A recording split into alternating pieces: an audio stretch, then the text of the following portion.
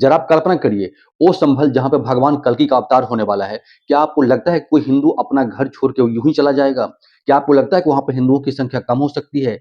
थोड़ी-थोड़ी संख्या के लिए लोग अपना जगह छोड़कर चले गए। कुछ न कुछ तो हुआ होगा, बिना किसी डर के, बिना किसी दबाव के कोई छोड़ सकता है? वो भी संभल जहाँ पे भगवान विष्णु कल्कि का अवतार लेने वाले हैं।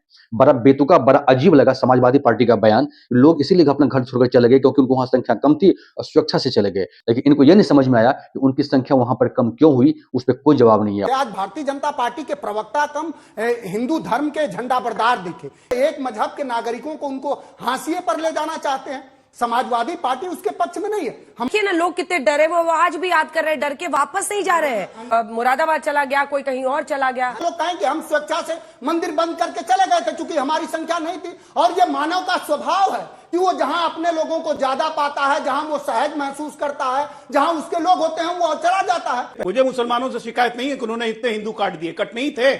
हमारे बीच में ऐसे हिंदू रहेंगे तो हम कटेंगे नहीं तो क्या। और इसीलिए अब हम बटेंगे नहीं, इसलिए हम कटेंगे नहीं। सही तो कहा अजय आलोक ने, बहुत हो गया, अब बटेंगे तो कटेंगे। सही बोला था, ना तो हम बटेंगे अब न ही हम कटेंगे। बाकी क्या हुआ डिबेट में आप खुद देखिए। अजय आलोक जी, जो विपक्ष का आरोप है वो यही है कि ये तमाम मंदिर पहले से वहां पर थे, पलायन हुआ, लोग चले गए वहां से। अब उन मंदिरों को खोल खोल कर ऐसा लग रहा है कि आप लोग बता रहे हैं कि नए मंदिर वहां पर निकल रहे हैं। सभी मंदिरों को बंद कर दिया गया था। कुओं का भी जिक्र मुख्यमंत्री योगी आदित्यनाथ जी ने किया है।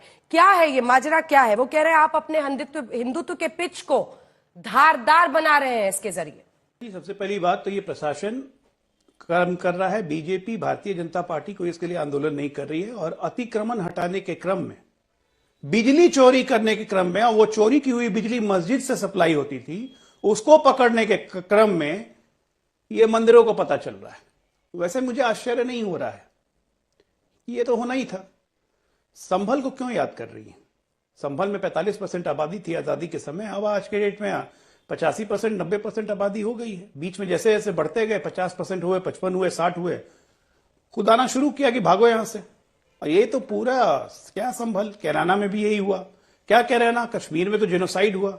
जिस तरह संभल में जेनोसाइड हुआ, संभल में दंगे नहीं हुए। जो बार बार लोग बोलते हैं कि संभल में 78 का दंगा हुआ, दंगा नहीं हुआ, वहां जेनोसाइड हुआ था। 180 हिंदुओं का कत्लेआम किया गया था, जला दिया गया था जिंदा। ये हर जगह होता है विश्व में, चाहे वो अफगानिस्तान हो, पाकिस्तान हो, बांग्लादेश हो, तुर्की हो, सीरिया हो। ये जहां पे ज्यादा नंबर में होंगे, दूसरे धर्म के लोगों को या तो मार देंगे या भगा देंगे या उनका धर्म परिवर्तन करवा देंगे। जो कश्मीर में नारा लगता था, रालिब चालिब गालिब, वही संभल में हुआ। तो मुझे कोई आश्चर्य नहीं हो रहा है। मुझे आज आश्चर्य और दुख तब होता है जब मैं प्रदूषित हिंदुओं को देखता हूं जो ऐसी घटनाओं पे भी उस पर चादर डालने का काम करते हैं और इस सच को आंख खोल के भी देखने से इनकार करते हैं।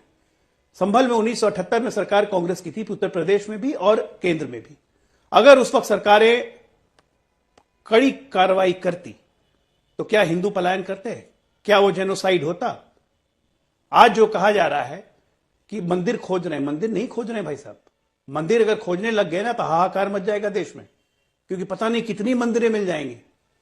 अभी भी हजारों की संख्या में मंदिर मिल जाएंगे अगर हम लोग मंदिर खोजने लग गए। ठीक है, लेकिन ये जो मिल रहा है तो ये वास्तविकता है, ये सच्चाई है, इसको स्वीकार कीजिए। और ये हमारी कमजोरी है, ये हिंदुओं की कमजोरी है। अंजना जी, मैं साफ बोल रहा हूं, ये हमारी कमजोरी है। हम अपने धर्म के प्रति आसक्त नहीं है। झूठ मूठ का ये फर्जी सेकुलरवाद लाद के चल रहे हैं।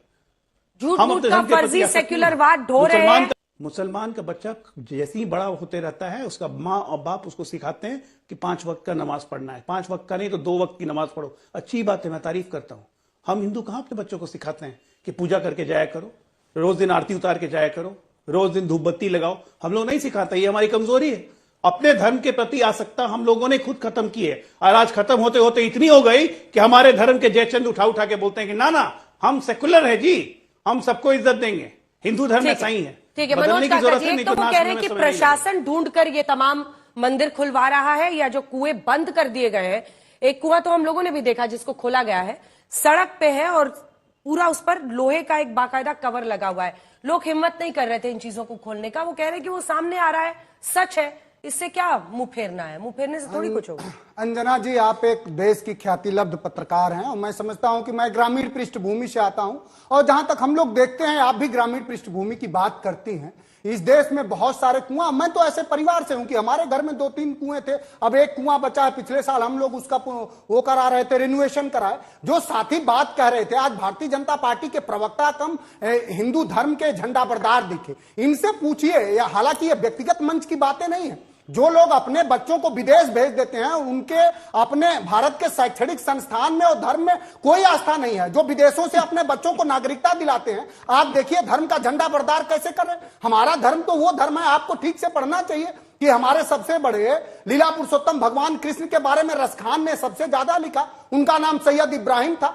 आप धार्मिक उन्माद फैला करके इस देश में क्या करना चाह रहे हैं? आप जब देश के लोगों ने, इस देश में के किसने कुर्बानी नहीं दी इसकी आजादी लाने के लिए? आपको पता है, अब्दुल गफ्फार साहब ने कुर्बानी दी। मौलाना अबुल कलाम आजाद कई साल 10-11 साल जेल में रहे, जब आरएसएस के लोग जिस विचारधारा का आप दरबारीगिरी कर रहे हैं, जब उस विचारधारा के लोग कहते थे कि हम तो आजादी की लड़ाई नहीं लड़ेंगे, ये हमारी सांस्कृतिक लड़ाई है।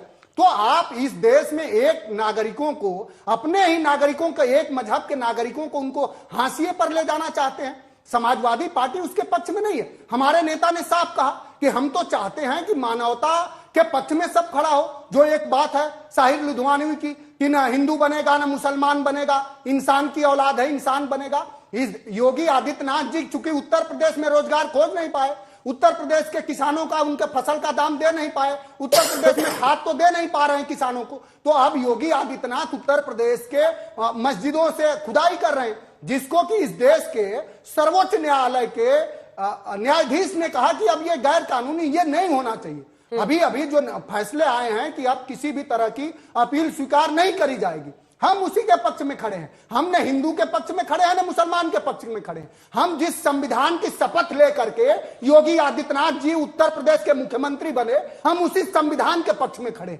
और आपको अगर अजय आलोक जी, इसका छोटा सा मैं खत्म कर रहा हूं। अगर हिंदुओं का अरे वो डर की बात कर रहे हैं, आप देखिए ना लोग कितने डरे, वो आज भी याद कर रहे हैं, डर के वापस नहीं जा रहे हैं। कोई मुरादाबाद चला गया, कोई कहीं और चला गया। अंजना जी, ये बाजार पोषित दिखाया जा रहा। कई ऐसे वीडियो आए हैं, आपके भी साथियों ने वहां कराया, वो लोग कहें कि हम स्वेच्छा से मंदिर बंद करके चले गए थे क्योंकि हमारी संख्या नहीं थी। और ये मानव का स्वभाव है कि वो जहां अपने लोगों को ज्यादा पाता है, जहां वो सहज महसूस करता है, जहां उसके लोग होते हैं, वो चला जाता है। पहली बात, इन्होंने व्यक्तिगत मेरे पे बात कही है जो इनकी मानसिक व्यथा का परिचायक है। तो मैं बता दूं मनोज जी, मेरे बच्चे कोई अमेरिका सिटीजनशिप लेने नहीं गए, वो वहीं पैदा हुए थे इसलिए नागरिक है वहां के। दिमाग पे पहले जोर दिया कीजिए, उसके बाद बोला कीजिए। दूसरी बात बताता हूं, नंदी मेरे आज भी उसी काशी में रोते हैं, नंदी मेरे आज भी उसी काशी में रोते हैं। जिस कृष्ण भगवान की आप बात कर रहे थे ना, कृष्ण मेरे आज भी उसी मथुरा में बंदी है। ये है हमारी व्यथा। और मैं कहता हूं प्रदूषित हिंदू, आप जैसे प्रदूषित हिंदू, आपकी पार्टी जैसे प्रदूषित हिंदू, इसके कारण, इसी के कारण ये हाल हो रहा है। मुझे दूसरी कौमों से शिकायत नहीं है, मुझे मुसलमानों से शिकायत नहीं है कि उन्होंने इतने हिंदू काट दिए। कट नहीं थे, हमारे बीच में ऐसे हिंदू रहेंगे तो हम कटेंगे नहीं तो क्या। और इसीलिए अब हम बटेंगे नहीं, इसीलिए हम कटेंगे नहीं। ये प्रवक्ता है, इनकी भाषा सुनिए। पता नहीं ऐसे कितने सारे घटनाएं, ऐसी कितनी सारी बातें हुई होगी पास्ट में जो अब तक निकली ही नहीं है। सही कहा है अजय आलोक ने कि अगर हम मंदिर ढूंढने पे आ गए ना तो पता नहीं हजारों मंदिर मिल जाएंगे जो तुम कल्पना भी नहीं कर सकते हो। कैसा लगा डिबेट आप हमें कमेंट में बताइएगा। मिलते हैं नए डिबेट में, तब तक के लिए धन्यवाद। जय हिंद, जय भारत।